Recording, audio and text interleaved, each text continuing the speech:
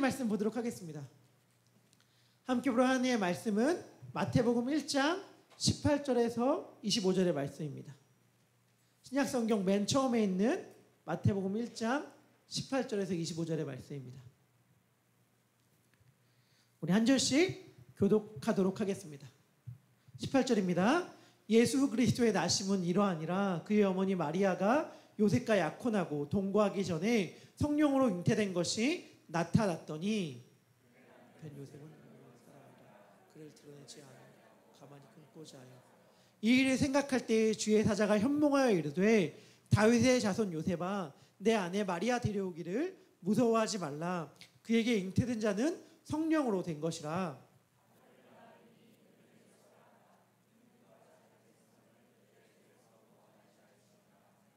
이 모든 일이 된 것은 주께서 선지자로 하신 말씀을 이루려 하심이니 이르시되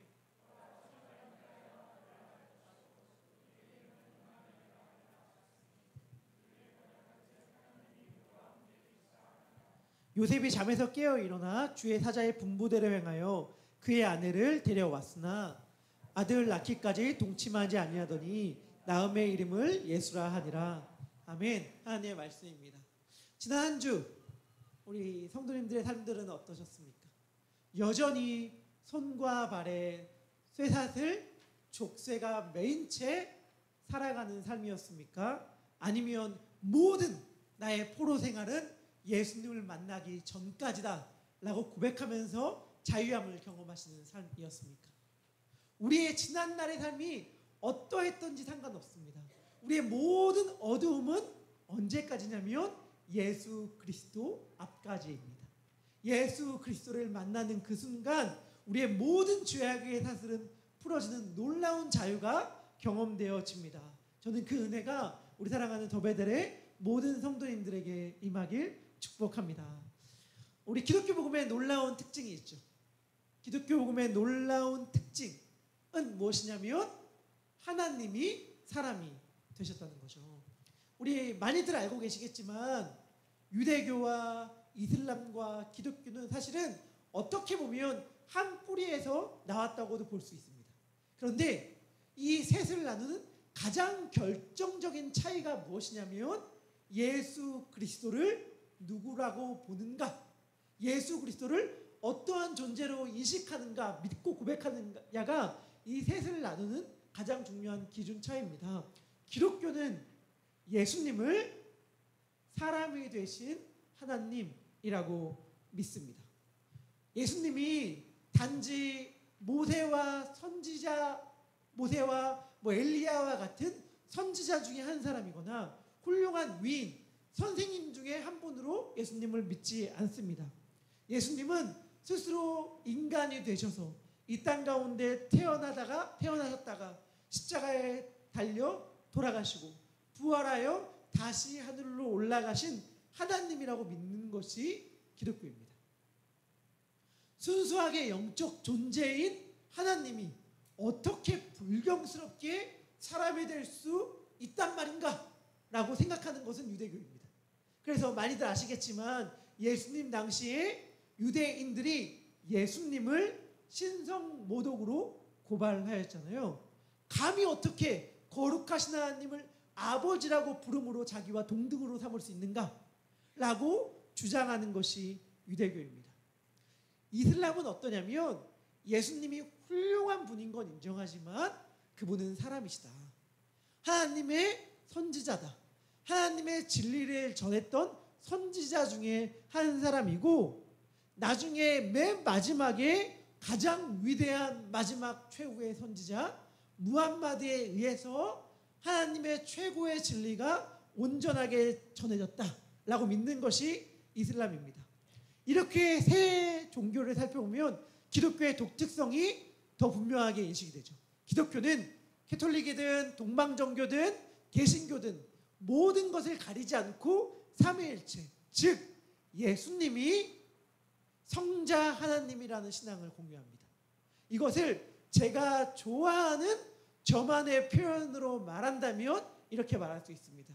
하나님이 몸이 되셨다라고 말이죠. 하나님이 몸이 되셨습니다. 하나님이 인간이 되셨습니다. 우리가 이것을 어렸을 적부터 교회를 다녀서 암기한 지식으로만 여긴다면 별 독특함을 못 느낄 수 있어요. 하지만 조금만 깊이 이 내용을 성찰해 본다면 이것은 정말 말도 안 되는 엄청난 일이라는 것을 알 수 있습니다. 전능자가, 창조주가 피조물이 된 거죠. 우리의 입장에서 보면 우리의 삶 가운데 느낄 수 있는 가장 격차가 무엇일까? 나의 한 개인의 존재를 두고 가장 격차를 누릴 수 있는 게 뭘까? 라고 한다면 이렇게 말할 수 있을 것 같아요. 내가 들었던 최고의 칭찬과 최악의 모독이 있잖아요. 내가 살면서 내가 감히 받아볼 수 없는 이런 칭찬을 받다니? 혹은 와, 어떻게 나에게 저렇게 말할 수 있지? 라고 말하는 최악의 모독? 이 사이의 격차가 있을 수 있잖아요. 혹은 자기가 생각해도 너무 잘한 것 같아. 그래서 자기 만족. 혹은 와, 난 왜 이 모양밖에 안 되지? 라고 말하는 자기 비하. 사이의 격차가 있을 수 있죠. 그런 것도 있지 않습니까? 비단 저의 예만이 아니길 간절히 바라면서 얘기한다면 집에 들어갔는데 아니에요. 실제로는 아닌데 저의 그냥 감정이지 감각이지 실제로 그렇다는 게 아닙니다. 밖에서는 그래도 사람들이 나에게 좀 박수 쳐주는 것 같은데 왠지 제 아내만 저를 무시하는 것 같아. 이런 감각 여러분 저만 받습니까? 가끔씩 우리 남편분들, 아내분들 내가 그래도 여보만 나의 진가를 몰라주는 것 같아. 당신만 나를 좀 제대로 못 알아주는 것 같아 라고 느낄 때들 사실 조금씩 있잖아요. 우리가 그 정도만 느껴도 사실은 그 심리적 격차 때문에 힘들어할 때가 있는데 이거를 같이 비교 선상에 두는 것도 너무 말도 안 되게 민망하고 죄송해요. 하나님이 인간이 되셨다. 사실 그 말이 안 되죠. 말이 안 되죠. 비교한다는 것도 말이 안 되는데 우리는 단지 그 정도만으로도 힘겨워하는데 사실 하나님이 피조물이 되신 이 일이 얼마나 엄청난 일입니까? 그런데 왜 하나님이 그렇다면 인간이 되셨는가? 그 이유에 대해서 오늘 우리가 읽은 본문은 답을 알려줍니다. 우리 마태복음 1장 23절의 말씀인데요. 우리 함께 읽도록 하겠습니다. 읽겠습니다. 시작. 그의 이름을 임마누엘이라 하리라 하셨으니 이를 번역한즉 하나님이 우리와 함께 계시다 함이라. 아멘. 하나님이 우리와 함께 계시다. 임마누엘이잖아요. 하나님이 우리와 함께 계시기 위해서 인간이 되셨습니다. 하나님이 우리와 함께 계시기 위해서 인간이 되셨는데 왜 함께 계시고 싶어 하셨어요? 그 답은 너무 분명하죠. 사랑하니까. 하나님이 인간이 되신 전능자가 피조물이 되는 것이 말도 안 되는 일이잖아요. 말도 안 되는 것을 가능하게 하는 힘이 있다면 그것은 사랑이죠. 우리 가운데에 어떻게 그런 일을 할 수가 있어? 말도 안 돼. 어떻게 그런 일을 감히 할 수 있지? 라고 할 때에 그 일을 가능하게 하는 단 하나의 이유가 있다면 그것은 사랑입니다. 사랑만이 말도 안 되는 것을 가능하게 하는 힘이고 하나님은 우리를 사랑하셔서 함께 있고 싶으셔서 인간이 되셨습니다.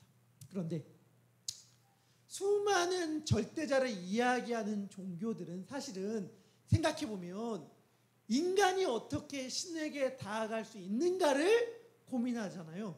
그래서 누군가는 고행을 통해서, 누군가는 영적인 깨달음을 통해서 신에게 나아갈 수 있다고 이야기하죠. 하지만 기독교는 신이 인간과 함께하기 위해서 우리 가운데 오셔서 사람이 되셨다, 몸이 되셨다 이렇게 얘기를 해요. 그런데 여러분 이런 질문 해보신 적 없으세요? 왜 굳이 인간과 함께 하려면 인간이 되셔야만 하나요? 그냥 신이 강림하셔서 신 존재 자체로 있어도 되는데 왜 굳이 몸이 되셔야만 했습니까? 그 이유에 대해서도 오늘 본문은 우리들에게 그 답을 알려줍니다. 마태복음 1장 21절의 말씀인데 우리 함께 읽도록 하겠습니다. 읽겠습니다. 시작. 그의 이름을 이는 그가 자기 백성을 그들의 죄에서 구원할 자이시라 하시니라. 아멘. 이유가 있죠. 왜요? 하나님은 우리와 함께하고 싶으신데, 하나님은 인간과 함께하고 싶으신데 인간에게는 죄의 문제가 있거든요. 거룩하신 하나님은 죄가 있는 인간과 함께 있을 수가 없었기 때문에 하나님은 이 죄의 문제를 해결하셔야 했어요. 그래서 예수님이 몸으로 오신 거죠. 왜? 하나님이 인간이 되셔야만 할 수 있는 일이 있으니까요. 하나님이 하나님이신 상태로 할 수 없고 하나님이 인간, 몸이 되셔야만 할 수 있는 일이 있죠. 그게 뭐예요? 고난받고 죽는 일. 하나님이 인간이 되셔서 우리 대신에 순종하시고 고난을 받으시고 죽으시는 그 일은 오직 몸이 되셔야만 가능한 일이었습니다. 그래서 하나님은 인간의 죄를 해결하시기 위해 몸으로 이 땅 가운데 오신 거예요. 왜? 고난받고 죽으시기 위해. 다시 말하면 고난받고 죽으심으로 자신의 사랑을 보여주시기 위해서 하나님은 인간이 되셔서 우리 가운데에 찾아오셨습니다. 어떠한 방식으로 근데 오셨는가? 하나님은 완전한 하나님이시자 완전한 인간이 되기 위하여 여인의 몸을 빌려 여인의 태를 빌려서 10달 동안 그 안에서 자라나고 또 이 땅 가운데 출생하여 영유아의 시절을 보내는 방식으로 이 땅 가운데 인간으로 오셨습니다. 전능자가 인간이 되셔서 인간의 양육이 필요한 연약한 존재가 되시는 방식으로 이 땅 가운데 오신 거예요. 이게 하나님의 위대함이죠. 우리 알고 계시죠? 이 놀라운 역설을. 진짜 강한 사람은 약해질 수 있는 사람이에요. 약한 사람은 자신이 강해지지 않으면 존재할 수 없다고 생각해서 약해지길 두려워합니다. 진짜 영광스러운 사람은 자신이 무시받는 걸 두려워하지 않습니다. 진짜로 자유한 존재는 자신이 매이는 것조차도 두려워하지 않아요. 완전히 자유한 자이기 때문에. 이 놀라운 역설. 하나님은 진짜 강하신 분이셨기 때문에 진짜로 연약하신 아이로 오는 것을 주저하지 않으셨습니다. 갑자기 성인의 몸, 성체로 나타나지 않으셨어요. 그분은 인간의 도움을 받아야만 하는 존재로 이 땅 가운데 오셨어요. 저는 이 성육신하신 예수님을 바라보면서 이렇게 주님의 마음을 표현하고 싶습니다. 조금 과감할 수 있지만 이렇게 말하고 싶어요. 하나님은 사람의 도움을 받는 방식으로 일하시기를 원하신다라고 말이죠. 하나님은 사람의 도움을 받는 방식으로 일하시기를 원하십니다. 우리가 인간이 구원을 받기 위해 하나님과 인간이 협력을 한다라고 하는 것을 소위 신인협력설이라고 말하고 종교개혁자들은 이 신인협력설을 2단으로 정제했습니다. 신인협력설은 무슨 내용이냐면 구원을 얻기 위해선 하나님의 은혜만으로는 부족하고 인간의 협력이 있어야 한다라고 말하는 것이 신인협력설이고 이것은 잘못된 주장입니다. 하나님은 우리를 구원하시기 위하여 혹은 하나님의 일을 하시기 위하여 사람의 도움이 필요 없어요. 하나님은 얼마든지 그렇게 하실 수 있는 분이십니다. 그렇죠. 근데 이것은 하나님의 능력의 측면에서 보면 그래요. 그렇지만 하나님의 원함의 측면에서 보면 조금 다릅니다. 하나님은 얼마든지 홀로 일하실 수 있으시지만 사람과 함께 일하시기를 원하십니다.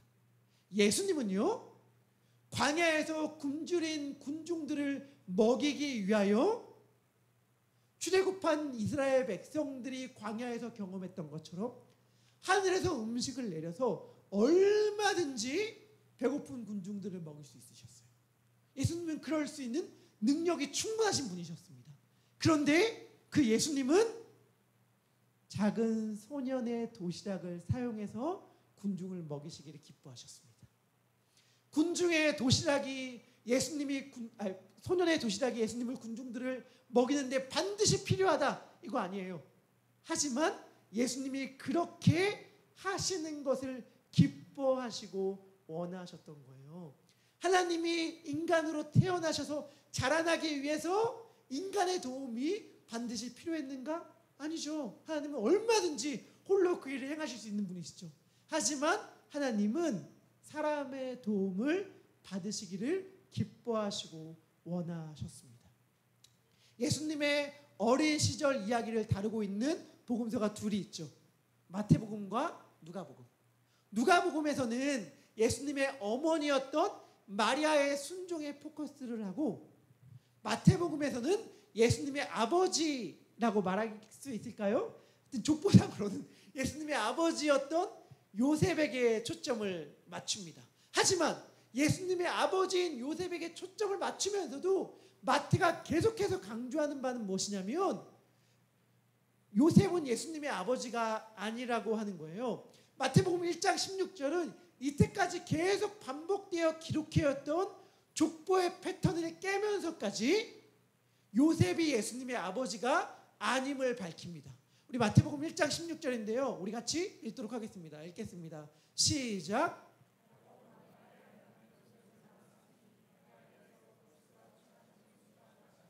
아멘. 여기서 보통 앞에 족보들은 뭐라고 얘기하냐면 요셉은 누구를 낳고 이렇게 하는 게 일반적인 족보의 패턴인데, 여기서 이 족보의 패턴을 깨버리거든요. 왜냐하면 예수님의 아버지가 요셉이 아니라는 것을 밝히기 위함이에요. 그리고 18절과 20절에도 요셉은 예수님의 아버지가 아니고 예수님은 성령으로 잉태되었다는 것을 반복되어 강조합니다. 우리 마태복음 1장 18절 20절의 말씀도 같이 읽도록 하겠습니다. 읽겠습니다. 시작.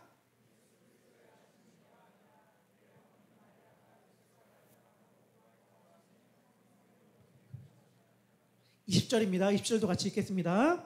이 일을 생각할 때 주의 사자가 현몽하여 이르되 다윗의 자손 요셉아, 내 아내 마리아 데려오기를 무서워하지 말라. 그에게 잉태된 자는 성령으로 된 것이라.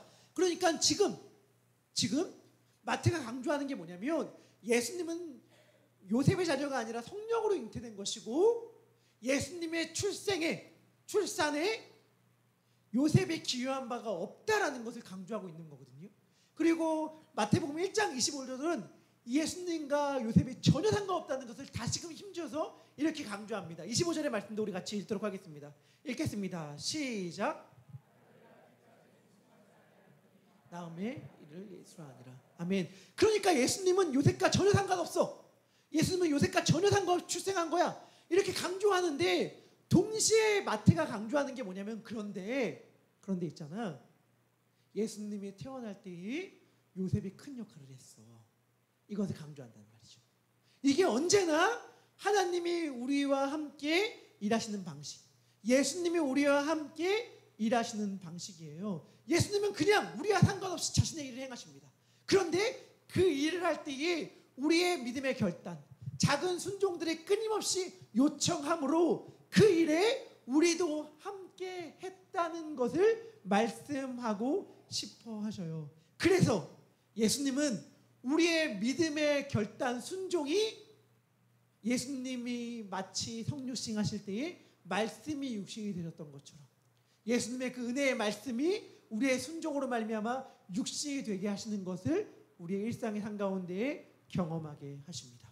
우리 오늘 요셉의 순종이 어떠하였고 그 순종을 통해 요셉은 무엇을 경험하였는지를 우리 말씀을 통해 봤으면 좋겠습니다.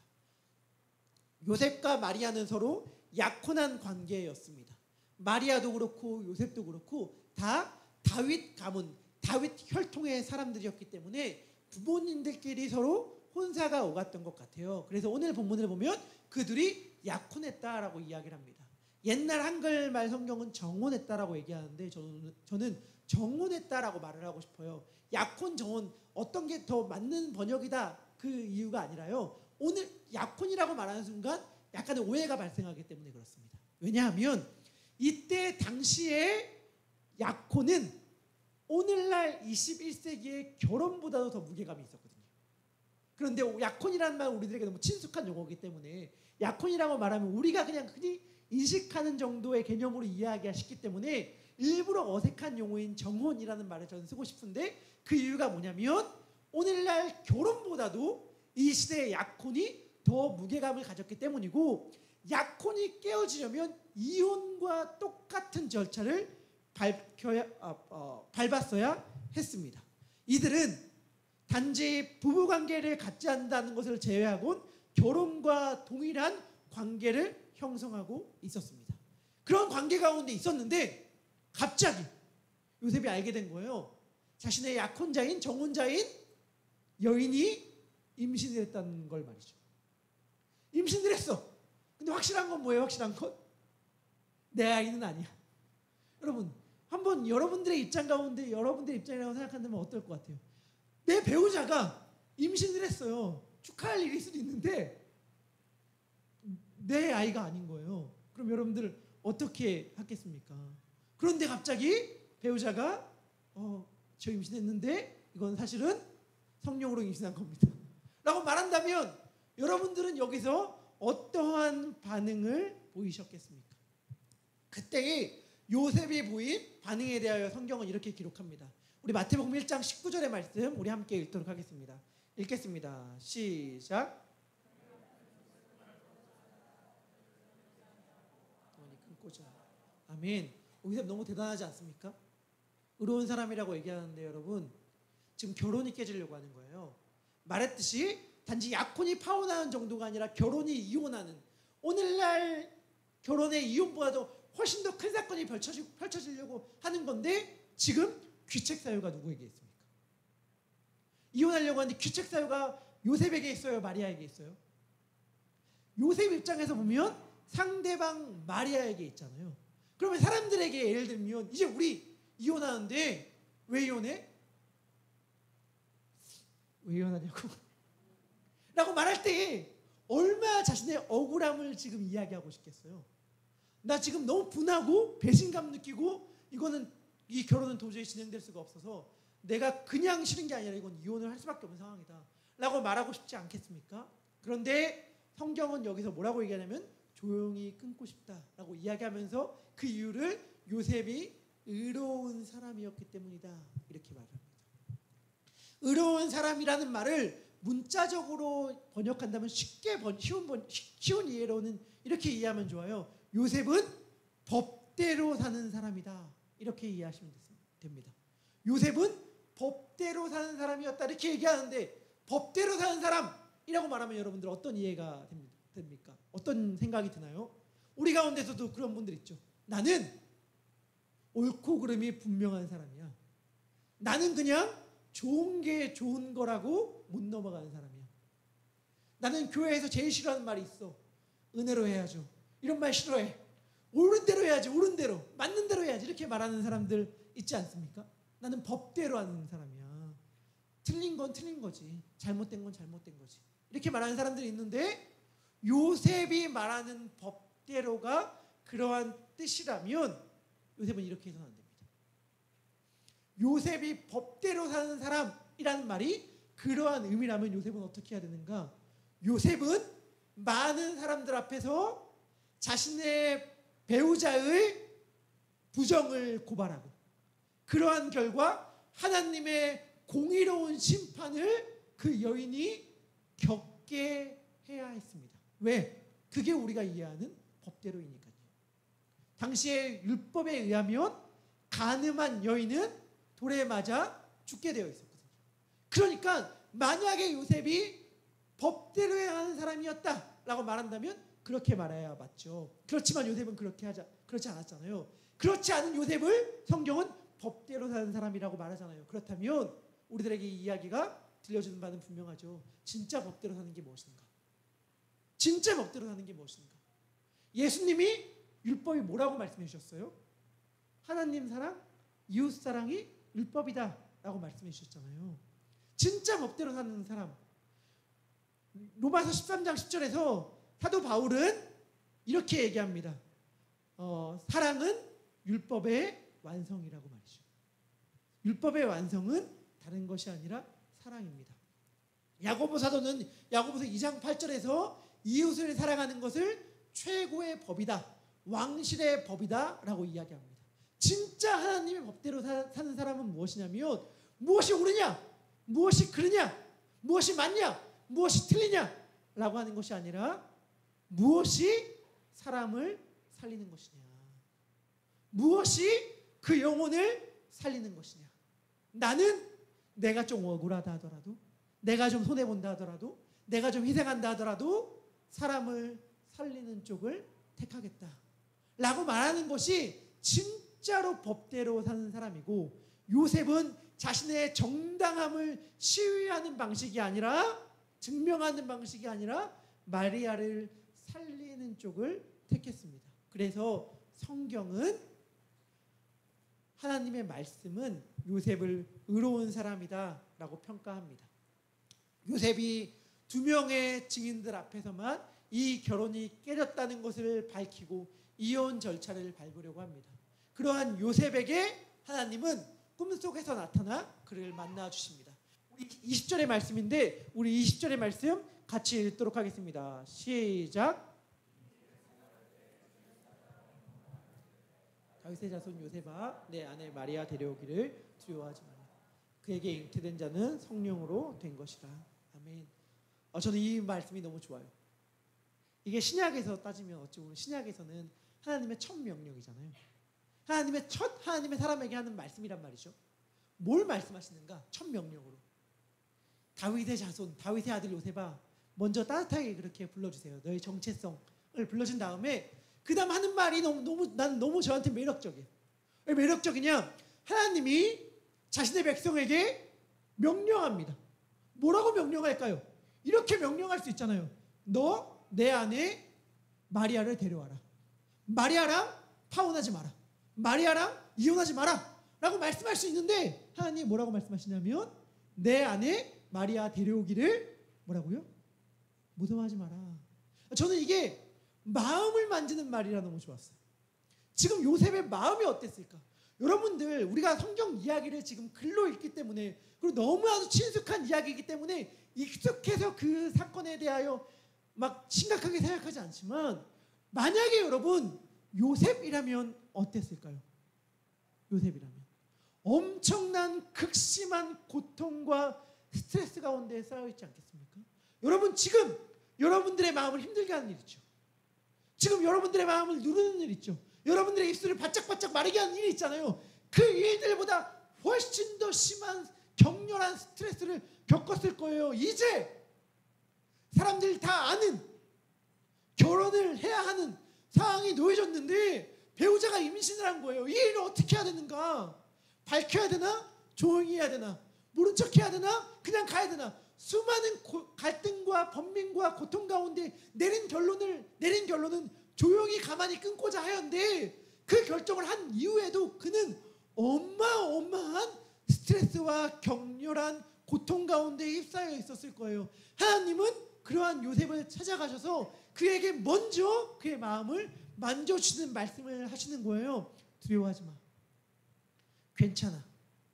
힘들겠지만, 어렵겠지만, 마음이 너무나도 복잡하겠지만, 나는 너가 나의 말을 믿어줬으면 좋겠다.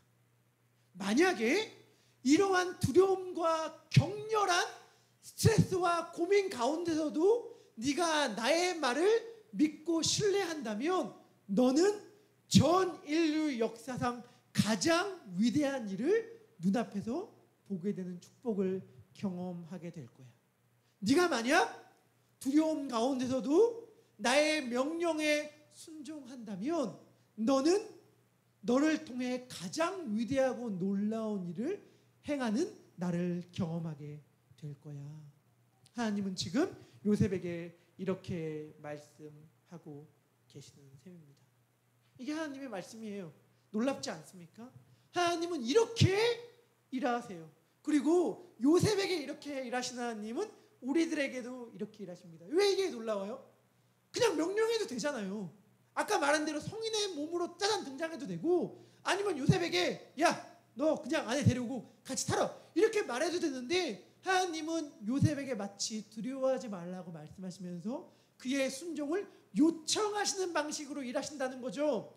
이것은 우리들도 마찬가지고, 하나님은 이렇듯 하나님의 일을 행하심에 있어서 그 과정에서 우리의 도움, 요셉의 도움, 인간의 도움을 받기를 기뻐하시며 그 길을 선택하셨습니다. 요셉의 선택을 생각해 보면 좋겠습니다. 요셉은 하나님께 순종합니다. 믿음의 결단을 내립니다. 한번 생각해 봤으면 좋겠습니다. 만약에 요셉이 펼쳐진 환경에 대해 자신의 감정으로 반응했다면 어떻게 됐을까요? 억울한 마음 그라고 안 들었을까요? 분한 마음, 배신감 그라고 안 들었을까요? 그 분함과 배신함의 목소리에 충성했다면, 분함과 배신함 앞에서 순종했다면 어떻게 됐을까요? 마리아를 사람들 앞에 공개적으로 모욕을 주며 돌맞음의 심판을 경험하게 했을지도 모르겠습니다. 혹은 요셉이 자신의 성품에 의지하여 그건 모르겠고 그냥 저는 이 여인과 못 살겠습니다. 못 살겠지만 제가 대신에 너무 억울하고 분하고 배신감이 들지만 소문은 내지 않겠습니다. 하지만 이 여인과 같이 사는 것만은 못하겠습니다 라고 말했다면 그의 삶은 어떻게 펼쳐졌을까요? 물론 조용히 정리하는 일도 대단한 일이기도 했지만 오늘 우리가 아는 이야기와는 비교도 할 수 없는 결과였겠죠. 하나님의 말씀에 순종함은 우리들에게 완전히 다른 차원의 길을 열어줍니다. 분노에 순종하거나 감정에 순종하거나 경험에 순종하거나 우리의 인격에 순종하는 것과는 비교할 수 없는 결과를 우리들에게 선물해줘요. 두렵지만, 힘들지만, 입술이 바짝바짝 마르지만, 다리가 후들거리지만, 머리가 터질 것만 같지만, 그럼에도 불구하고 내가 지금 따라야 할 길은 하나님의 말씀이다 라고 고백하면서 나아가면 하나님은 그 고백과 순종을 기쁘게 받으십니다. 하나님은 그 요셉의 순종을 기뻐하시면서 이 땅에 태어나셨어요.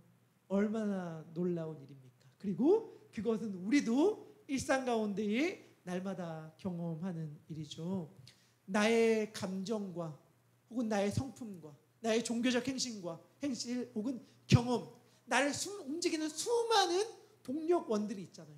내 자신이 징계기관이라고 한다면 나에게 기름을 채워주거나 나에게 연료가 되어주는 수많은 것들이 있잖아요. 우리가 그것들을 그냥 쫓아 살아갈 때와 비교도 할 수 없는 삶의 경험을 하나님의 말씀을 원료로 삼아 동력원으로 삼아 살아갈 때는 할 수 있어요. 그게 뭐죠? 말씀이 육신이 되는 경험. 말씀이 육신이 되는 경험. 하나님은 요셉의 순종을 통해 인간이 되셨죠. 마찬가지로 우리의 자그마한 순종과 헌신을 통해 하나님은 우리가 말씀이 육신이 되는 경험을 하게 하십니다. 말씀을 마무리합니다. 성육신은 인간의 역사 가운데 딱 한 번 일어난 일이죠. 마치 부활 사건처럼 말이죠. 성육신은 인간 역사 가운데 다시 반복되지 않은 유일하고 단회적인 사건입니다. 하지만 동시에 작은 차원에서 우리 가운데 끊임없이 경험해야 할 사건이기도 합니다. 성육신의 이야기를 통해 하나님께서 우리들에게 들려주고 싶은 메시지가 있는데 제가 이번 주간에 헨리 나우엔의 자서전을 읽다가 오늘 설교 말씀을 가운데에 나누기를 원하는 한 대목이 있어서 좀 길지만 여러분들에게 좀 나누려고 합니다. 여러분들 좀 길어서 집중을 좀 잘하셔서 들으시면 좋겠습니다. 헨리 나우엔 누구냐면 유명한 대학들을 미국의 유명한 대학들의 교수, 하버드대 이런 데 교수로 있다가 내려놓고 장애인 공동체를 섬기는 곳으로 들어가서 장애인들을 섬겼던 그리스도인인데 그가 이러한 고백을 하게 되었습니다. 이러한 고백을 합니다. 잘 들어주세요. 내세울 게 하나도 없을 때에 그때도 나는 사랑받는 존재인가? 그렇다고 믿기가 나로서는 몹시 힘들었다. 물론 나는 대학 교수의 명예를 버렸다. 대학 교수의 명예를 버렸다. 그렇지만 대학 교수의 명예를 버린 이 삶은 내게 만족감을 주었고 사람들의 존경까지 받게 했다. 나는 가난한 이들을 돕는다. 하지만 그런 이유로 훌륭하고 좋은 사람 취급을 받는다. 하지만 마지막 버팀목까지 사라져버린 지금 내 앞에 도전이 놓여 있다. 그것은 바로 내세울 게 하나도 없을 때에도 내가 하나님의 사랑을 받는 아들임을 믿는 것이다. 이 정서적 시련을 통해 통과하는 동안 알고 보니 나는 아담처럼 되어가고 있었다. 아담은 첫 인류 아담을 말하는 게 아니라 그 헨리 나우엔이 섬겼던 장애인 공동체에 있던 한 명의 사람을 가리키는데, 가장 그 증세가 심해서 사람의 도움, 누군가의 다른 사람의 도움 없이는 그 무엇도 하나 제대로 할 수 없었던 사람의 이름이 아담이에요. 나는 아담처럼 되어가고 있었다. 그는 내세울 게 하나도 없다. 나도 그렇다. 그는 완전히 빈손이다. 나도 그렇다. 그는 늘 누가 돌보아 주어야 한다. 나도 그렇다. 그런데도 나는 아담처럼 되지 않으려고 저항했다. 나는 약하게 의존하고 싶지 않았다. 그렇지만 완전히 연약해지는 아담의 길이 또한 예수의 길임을 부인할 수 없었다. 완전히 연약해지는 아담의 길이 예수님의 길이었어요. 뭐예요? 성육신이죠. 예수님은 그런 완전히 연약해진 길을 걸어가심으로 우리에게 말씀하고 계신 거예요. 하나님의 뜻에 온전히 순종하여 아기가 되는 연약함을 겪었던 나처럼 너도 이 길을 걸어가라고. 연약해져도 괜찮고 내세울 게 하나도 없어도 당신은 하나님의 사랑하는 아들이고 딸이고 자녀라고 우리들에게 말씀해 주십니다. 우리가 내세울 게 하나도 없는 바로 그때에도 하나님은 우리가 하나님의 눈먼 사랑을 입은 자라는 것을 말씀하여 주십니다. 하나님은 우리들에게 오늘도 이야기해 주는 셈이시죠. 나는 바로 그 사랑을 너와 나누기 위하여 너의 도움이 없이는 일할 수 없는 존재처럼 너와 함께 하기를 원해. 하나님 아니시거든요. 하나님 우리의 도움 없으셔도 얼마든지 하나님이 행하실 수 있는 분이시거든요. 그런데 하나님은 이렇게 말씀하시는 셈이에요. 나는 완전히 연약해졌어. 완전히 너의 힘이 없이는 아무것도 할 수 없는 존재처럼 연약해지기로 결정했어. 왜? 너를 사랑하기 때문이야. 그렇기 때문에 하나님은 이러한 마음으로 우리 역시 하나님을 사랑하시기를 원하시는 거예요. 나는 그러한 사랑을 너와 함께 나누고 싶어. 하나님은 그러기 위해서 몸이 되셨습니다. 우리 그 하나님을, 그 예수 그리스도를 마음껏 찬양하면 좋겠습니다.